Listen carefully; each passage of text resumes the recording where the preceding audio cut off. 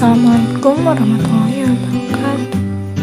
Shalom, Om Swastiastu, Namo Buddhaya, salam kebajikan, salam sejahtera untuk kita semua. Hai Sobat Citizen, pada pertemuan kali ini kita akan membahas tentang harmonisasi hak dan kewajiban asasi manusia dalam perspektif Pancasila. Hal yang pertama akan kita bahas yakni makna dari hak asasi manusia.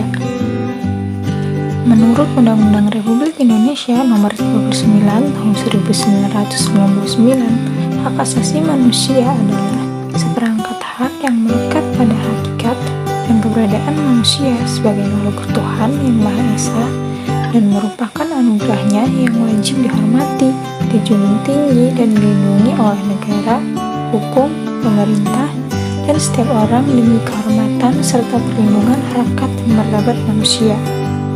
Dari pengertian tersebut dapat disimpulkan bahwasannya HAM mengandung dua makna. Yang pertama, HAM merupakan hak alamiah yang melekat dalam diri setiap manusia sejak ia dilahirkan ke dunia.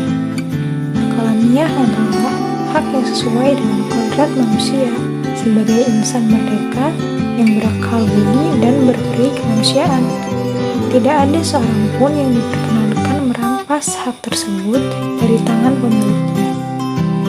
Hal ini tidak berarti bahwa HAM bersifat mutlak tanpa pembatasan, karena batas HAM seseorang adalah HAM yang melekat pada orang lain.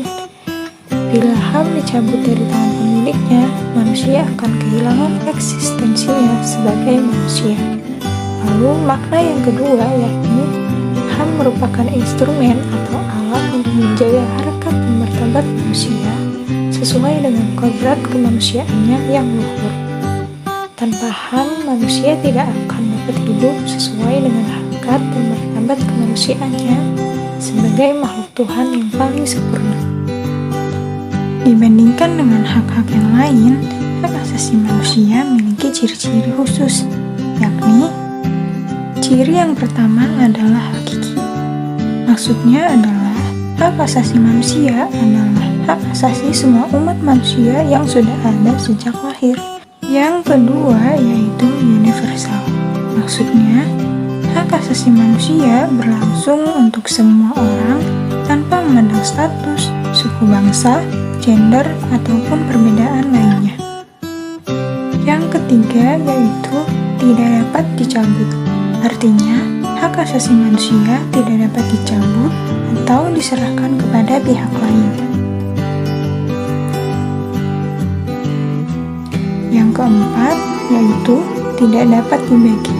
Artinya, semua orang berhak mendapatkan semua hak, apakah hak sipil dan politik, atau hak ekonomi, sosial, dan juga budaya. Lalu, apa sajakah substansi hak dan kewajiban asasi manusia dalam Pancasila? Yang akan kita bahas yaitu peraturan perundang-undangan yang menjamin hak asasi manusia. Perlu diketahui bahwasannya hak dan kewajiban asasi manusia juga dijamin dan diatur oleh nilai-nilai instrumental Pancasila. Adapun peraturan perundang-undangan yang menjamin hak asasi manusia diantaranya adalah sebagai berikut.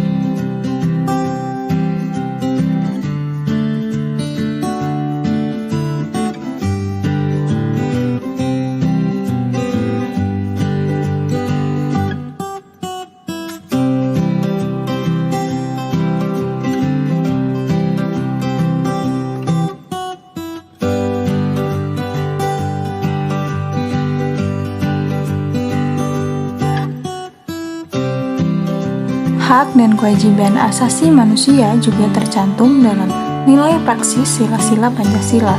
Sila yang pertama yakni ketuhanan yang Maha Esa. Contohnya, hormat menghormati dan bekerja sama antar umat beragama sehingga terbina kerukunan hidup dan menghormati kebebasan beribadah sesuai dengan agamanya. Sila kedua, kemanusiaan yang adil dan beradab. Contohnya, saling mencintai sesama manusia, tidak semena-mena kepada orang lain. Sila ketiga, persatuan Indonesia. Contohnya, rela berkorban untuk kepentingan bangsa dan negara, cinta tanah air dan bangsa, memajukan pergaulan demi persatuan dan kesatuan bangsa. Sila keempat, kerakyatan yang dipimpin oleh hikmat kebijaksanaan dalam permusyawaratan perwakilan. Contohnya yaitu tidak memaksakan kehendak kepada orang lain, mengutamakan kepentingan negara dan masyarakat. Sila kelima, keadilan sosial bagi seluruh rakyat Indonesia. Contohnya, rela bekerja keras, menghargai hasil karya orang lain, menghormati hak-hak orang lain. Perlu diketahui bahwasanya masih banyak pelanggaran-pelanggaran hak asasi manusia. Penyebabnya yang pertama faktor internal dan juga faktor eksternal. Contoh faktor internal yakni sikap egois atau terlalu mementingkan diri sendiri. Sikap ini akan menyebabkan seseorang untuk selalu menuntut haknya, sementara kewajibannya sering diabaikan. Yang kedua yaitu rendahnya kesadaran HAM. Hal ini akan menyebabkan pelaku pelanggar HAM berbuat seenaknya. Pelaku tidak mau tahu bahwa orang lain pun punya hak asasi yang harus dihormati. Yang ketiga yaitu sikap tidak toleran. Sikap ini menyebabkan munculnya saling tidak menghargai dan tidak menghormati atas kedudukan atau keberadaan orang lain. Faktor eksternal yang pertama yaitu penyalahgunaan kekuasaan. Bukan hanya pemerintah saja, namun contoh lainnya adalah para pengusaha yang tidak memperdulikan hak-hak buruhnya. Jelas itu melanggar hak asasi manusia. Yang kedua, ketidaktegasan aparat penegak hukum. Penyelesaian kasus pelanggaran HAM yang tidak tuntas akan menjadi pemicu bagi munculnya kasus-kasus lain. Para pelanggar juga tidak akan merasa jera sehingga mereka akan melakukannya lagi dan lagi. Yang ketiga yakni penyalahgunaan teknologi. Contohnya, tentu kalian pernah mendengar bukan bahwasanya ada kasus penculikan yang berawal dari pertemanan dari sosial media. Jelas itu sangat melanggar HAM. Yang terakhir yaitu kesenjangan sosial dan ekonomi yang tinggi. Akibat status sosial dan tingkat kekayaan yang berbeda dapat memicu pelanggaran HAM seperti pelecehan, perampokan, dan juga pembunuhan. Nah, berikut ini adalah pelanggaran hak asasi manusia yang terjadi di Indonesia. Yang pertama, kerusuhan Tanjung Priok tanggal 12 September 1984. Yang kedua, penyerbuan kantor Partai Demokrasi Indonesia tanggal 27 Juli tahun 1996. Yang ketiga yaitu tragedi Semanggi I pada tanggal 13 November tahun 1998. Yang keempat yaitu penembakan mahasiswa Universitas Trisakti pada tanggal 12 Mei 1998. Yang kelima, penculikan aktivis pada tahun 1997 atau 1998. Dalam menghadapi pelanggaran HAM tersebut, pemerintah melakukan berbagai upaya pencegahan. Seperti yang pertama, pembentukan Komnas HAM. Komnas HAM dibentuk pada 7 Juni 1993 melalui keputusan Presiden nomor 50 tahun 1993. Komnas HAM di sini berfungsi sebagai lembaga pengkajian, penelitian, penyuluhan, pemantauan, dan mediasi HAM. Komnas HAM beranggotakan 35 orang yang dipilih oleh DPR berdasarkan usulan Komnas HAM dan ditetapkan oleh Presiden. Masa jabatan anggota Komnas HAM selama 5 tahun dan dapat diangkat lagi hanya untuk 1 kali masa jabatan. Upaya yang kedua yaitu pembentukan instrumen HAM.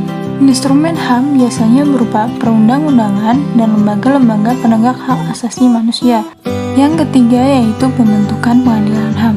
Pengadilan ini khusus terhadap pelanggaran HAM berat yang diharapkan dapat melindungi hak asasi manusia baik perseorangan maupun masyarakat yang terjadi di wilayah Indonesia maupun di luar batas teritorial wilayah Indonesia.